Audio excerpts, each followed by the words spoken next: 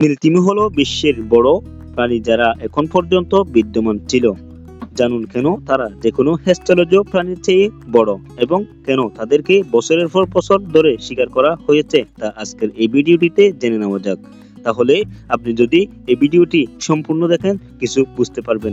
আপনি যদি আমাদের চ্যানেলের প্রথম হয়ে থাকেন আমাদের চ্যানেলটি সাবস্ক্রাইব করতে ভুলবেন না, কারণ এই চ্যানেলে আমরা রহস্যময় ভিডিও আপলোড করে থাকি। নীলতিমি কি? নীলতিমি হলো পৃথিবীতে বসবাস করা সবচেয়ে বড় প্রাণী। এই মহৎ সামুদ্রিক স্তন্যপায়ী প্রাণীরা প্রায় 100 ফুট পর্যন্ত লম্বা হয় এবং 200 টন পর্যন্ত তাদের ওজন হয়। তাদের জীব একাই হাতির সমান ওজন করতে পারে। তাদের হৃদয় যতটা অটোমোবাইল।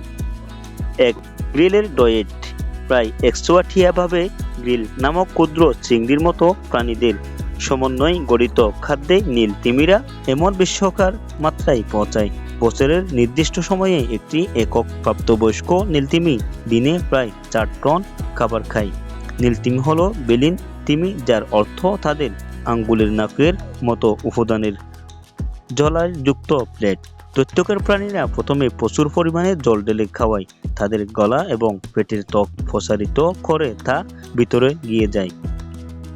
তারপর তিমির বিশাল জিহ্বা পাতলা ও বেলিন প্লেটের মাধ্যমে জল বের করে দেয়। হাজার হাজার গ্রিল পেছনে ফেলে রাখা হয় এবং তারপর গিলে ফেলা হয়। Like, comment, share and subscribe for update videos. আসসালামু আলাইকুম ওয়া রাহমাতুল্লাহি ওয়া বারাকাতুহু।